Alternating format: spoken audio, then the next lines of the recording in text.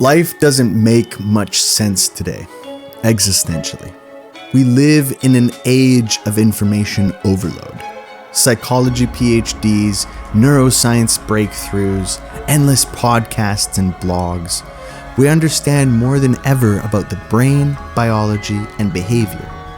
So you'd think we'd have a good grip on how to make sense of our lives, but it doesn't feel that way. So, why doesn't life make much sense today? And what can we do about it?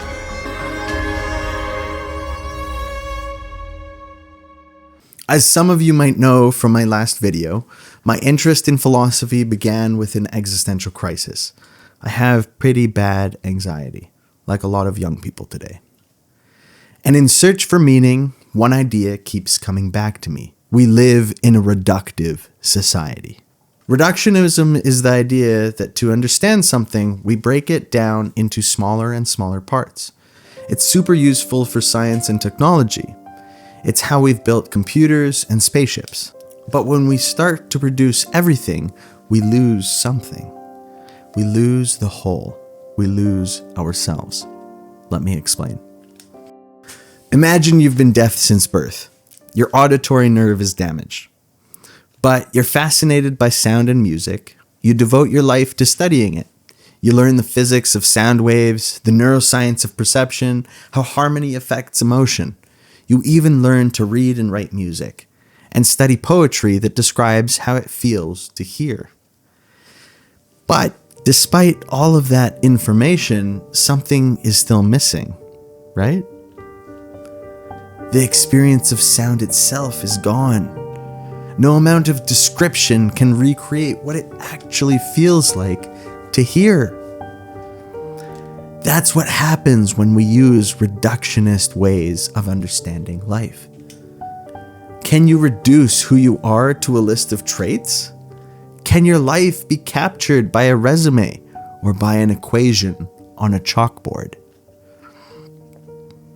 Like music, our lives unfold as living, conscious experiences, not as cold data sets or problems to be solved. Reductionist thinking disenchants life. It strips life of its depth and mystery. It leaves us with shallow definitions of what it means to live well, make money, be productive, start a family, stay fit. Even meditation, which has traditionally been a way of connecting to the sacred, is now often just another optimization hack. And when we do talk about lived experience, we're told it's just subjective. It's in your head.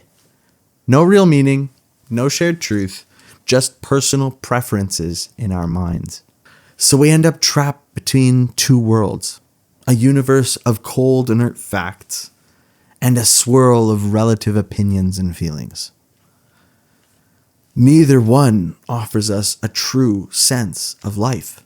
Instead of reducing life down, we need to learn to look at it as a whole, not as a system to analyze, but as a living story, an enchanted narrative.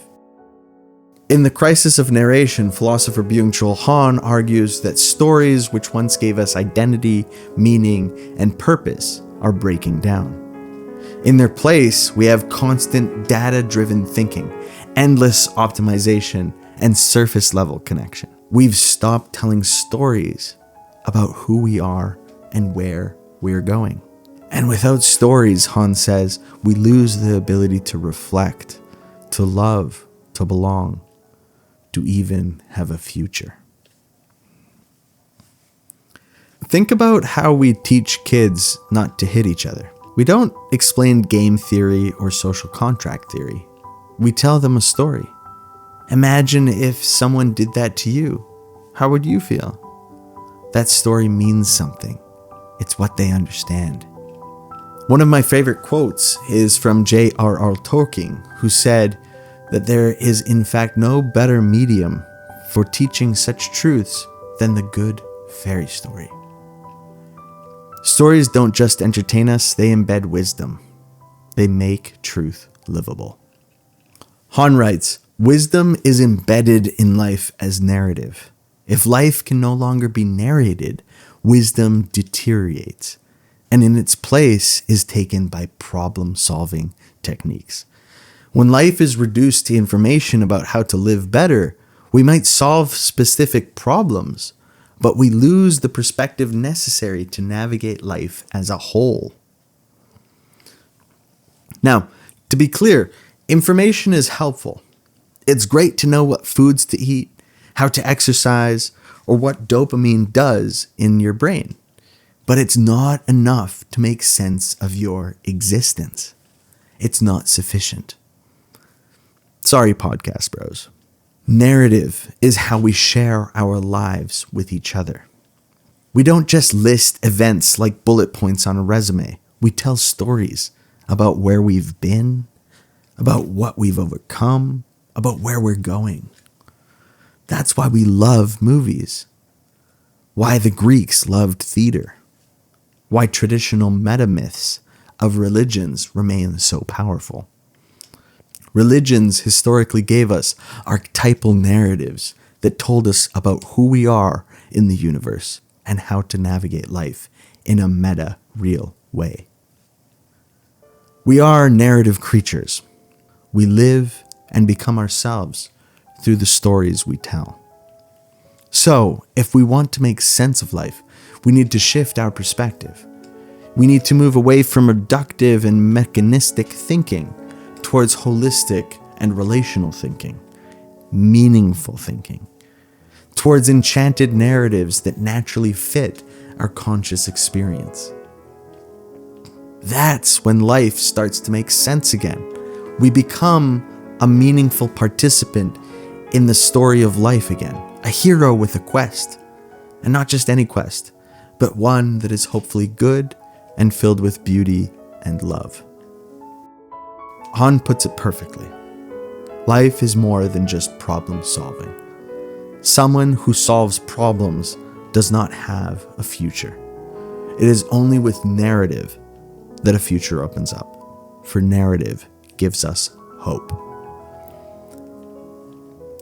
So let's stop thinking of life as a problem to be solved and start living it as a story to be told.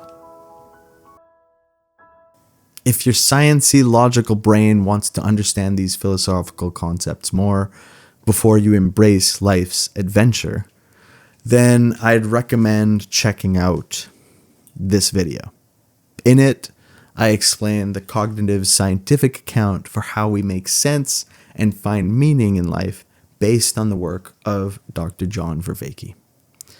As always, thank you for watching. I hope this has helped.